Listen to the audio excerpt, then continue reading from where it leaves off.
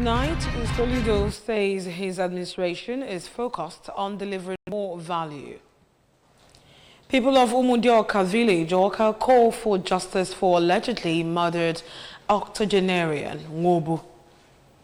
Diplomatic connectivity, Nigeria, Jamaica to begin direct flight.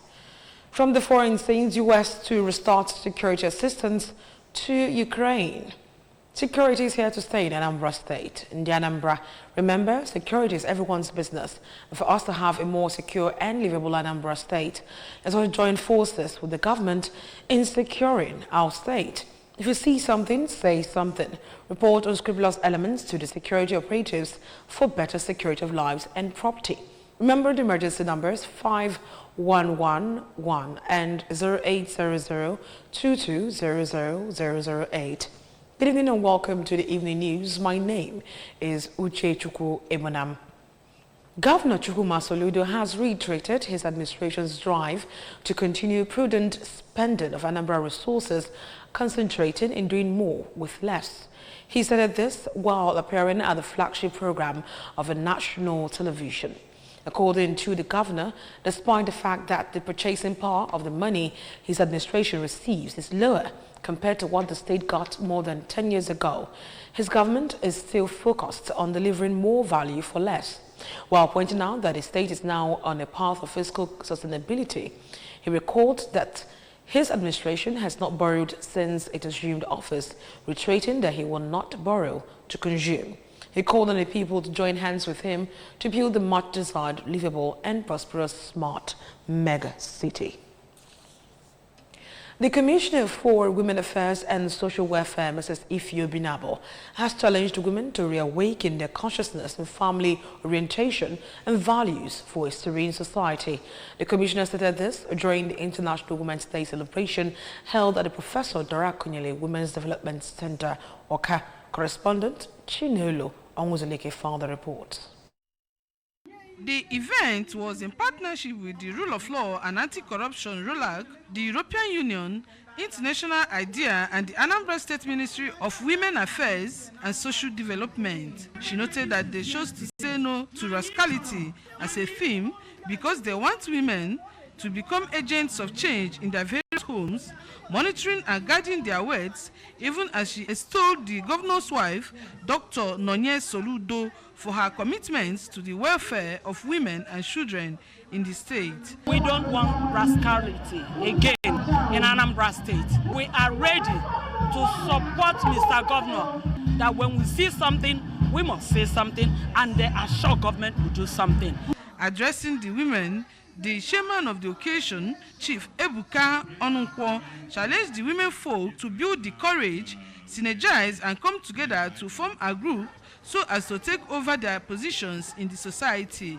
In their separate speeches, the director, Catholic Women Organization, Oka Diocese, Lady Sabina Ndigwe, Southeast Assistant Coordinator, Muslim Women Association of Nigeria, Hajia Khadija Tolahan, and a church woman leader, Lady Hezeba Agwaniru, said the gathering is apt as it has exposed women to various trainings and how to avoid rascality, have right values, and how to develop themselves.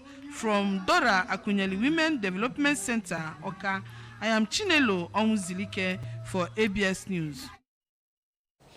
Moving on, silence like a graveyard was felt in the Mundioka Oka community in Oka South Local Government area after the body of an octogenarian, Chief Michael Ngobu, was discovered with multiple stab wounds on Sunday, March 2nd, 2025. On that day, according to resources, Chief Ngobu, aged 84, woke up hale and hearty and saw his wife prepared for and leave for Sunday service by 7 a.m. but was found dead an hour later, stabbed in different parts of his body. Chibuzo Obidike filed this report. Speaking to the ABS, the Secretary Ndichie Umudioka, Mr. Ngobu Nweke, and the Chairman Olonese Umudioka, Mr. Fidelis Nwokike, condemned the act, which they said was committed by yet-to-be-identified persons, and revealed they have made reports to the relevant authorities, hoping that the culprit of the heinous crime will be arrested. A most heinous, reprehensible act of brutality We have never seen such before, and we condemn it in all its entirety. The youth chairman of the village, Mr. Christopher Uzo, and a relative of the deceased, Mr. Emeka Nnemeka, also called for justice for the deceased. We are not happy that this kind of thing will happen in our community. So we are pleading to them to investigate and get the people that perpetrate this evil act to bring them to book. When I wanted to reach him, I couldn't reach him on the phone. So immediately after that, one of my uncles called me. That chief was rushed to the hospital and he was capped. So I'm getting to know what was happening. I heard that there was actually no immediate member of the family that was available because the wife went to church with a little boy that was staying with them. So they all went to church when the incident happened. So he was all alone in the house at that point. Reacting, the public relations officer, Anambra State Police Command, Mr. Tochukwu Ikenga, said that he is yet to have a record of the murder as of the time of filing this report, and as such will not be able to make a comment on the issue. What a sad news indeed. In a bid to create employment opportunity, the Federal Ministry of Skill Development has flagged off Boots Camp training program for youths. The empowerment program, targeted at expanding manpower development and driving the economy, held at Meteorological Training Institute Onitsha, drew key management officers and stakeholders of the ministry. Odinaka Nwolisa filed the report. The Permanent Secretary, Ministry of State Development, Dr. Issa Osapoku, in a keynote address, observed that the strength of the economy lies on skill expertise, even as he announced that the training aims at equipping participants with technical know-how, as well as bridging the gap and enhancing. Earlier in an address of welcome, the Acting Director, Meteorological Training Institute Onitsha, Engineer Uche Obi, highlighted on the program as a strategic effort to foster innovation and revitalize the industrial sector for sustainable development, urging the youth to maximize opportunity for the certification program. The Chairman, Senate Committee on Steel Development, Engineer Patrick Chimoba, in a goodwill message, lauded federal government for empowering 700 participants with startup equipment to boost their businesses. Speaking on behalf of others, Mr. Adebojego Adewale identified the training as a testament to federal government's commitment towards job creation and promoting economic growth. Lack of skill and unemployment has contributed a lot to insecurity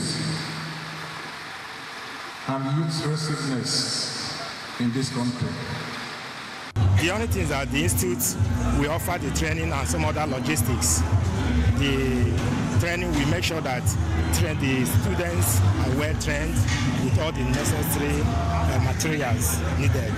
In Onitsha, Odinaka Nwolisa, ABS News.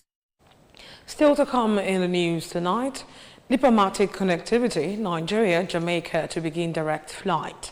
From the foreign scenes, U.S. to restart security assistance to Ukraine. Stay tuned in his return shortly after the break. Now, all of us like to chop better food. Food where they make body tranga and vegetables where fresh like see tomorrow not day. We want make the chocolate sweet the way we go like them. No cubes. Now be the secret. They make them with correct ingredients like chicken, parsley, garlic, plenty iron corn full and palm to make your chocolate palm bar for you. Come the sweet well. Now be the cocoa. Make we carry salute, throw away give no. Change your world by changing waiting day your plate. Welcome back to the rest of the news. From the federal scenes, Nigeria and Jamaica are set to explore the possibility of a direct flight route as both countries threaten the bilateral air service agreement. This was contained in a statement signed by the Special Advisor on Media and Communications of the Ministry of Aviation and Aerospace Development, Tunde Moshood, on Wednesday. Aviation Minister Festus Kayemo welcomed the Jamaican ambassador to Nigeria, Lincoln Downer, and his consular, Andre Hibbert, to his office in Abuja for this engagement. Downer emphasized the potential for mutually beneficial diplomatic engagement between Jamaica and Nigeria. He highlighted the importance of improving and enhancing bilateral relations, including reviewing the existing bilateral air services agreement. From the foreign scenes, report says the United States is set to present 30-day ceasefire offer to Russia. The move was announced by U.S. Secretary of State Marco Rubio after peace talks between the U.S. and Ukraine in Saudi Arabia. Ukraine has said it is ready to accept an immediate 30-day ceasefire with Russia proposed by the U.S. after a day of U.S.-Ukraine talks in Saudi Arabia. U.S. Secretary of State Marco Rubio said he would present the offer to Russia and that the ball is in their court. Moscow is yet to publicly comment on the issue. Ukraine's President Volodymyr Zelensky said it was now up to the U.S. to convince Russia to agree to the positive proposal. Tuesday's talks in Jeddah were the first official meeting between the two countries since the extraordinary clash between Zelensky and U.S. President Donald Trump in the Oval Office on 28 February. In a joint statement, the U.S. also said it would immediately restart intelligence sharing and security assistance to Ukraine, which Washington had suspended after the unprecedented public row at the White House. From the world of sports, the Nigerian Premier Football League, NPFL, has reinstated the ban imposed on Mr. Sami Wajinya. The decision to squash this action on Wajinya was reached after he appeared before a panel that started to review his case after he wrote to request a retrial. Chairman of the NPFL, Honorable Benga Elegbeleye, confirmed the board's decision and remarked that Mr. Sami Wajinya appeared before an investigative panel set up to review his case following his letter of apology and appeal for a review of his case. Elegbeleye further explained that the NPFL board would always apply its rules as a corrective measure as against punitive intent. Wajinya was suspended from all NPFL activities for the rest of the season after he published a viral story that was deemed to have portrayed the league in bad light following an incident at the Lafayette Township Stadium. Dignitaries from all walks of life, including government functionaries, captains of industry, teams of different security agencies such as police, army, civil defense, among others, recently converged on Oka to bid farewell to the late senior apostle Charles Onyechi in his country home, Umujago village, Oka, amongst performances from the Eternal Sacred Order of the Cherubim and Seraphim. Late senior apostle Onyechi, aged 82, was a retired police officer and member of the Eternal Sacred Order of the Cherubim and Seraphim at ESOCS, who was said to have served God with his resources, including building of his home branch of the Eternal Sacred Order of the Cherubim and Seraphim in Oka. Gabriel Alokwe filed the report. The Chief of Staff to Governor Chukwuma Soludo, Mr. Ernest Ezeaje, and Senator Ben Obi were among the dignitaries that paid their last respect to the deceased. During the burial, a special apostle, David Onora, in a sermon titled Joining the League of Overcomers, described the late Onyechi as a respected father who forgave those who wronged him, stating that rest in peace is earned and not jump into, noting that only those who walk with God will rest in peace.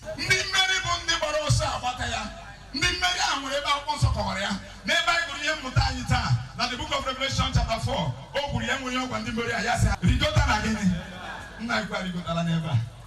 In their tributes, some of the children of the deceased, Mr. Iken Onyechi and Adeze Namdi, described their late father as a man of honor, humility, respect, discipline, and promised to make their late father proud.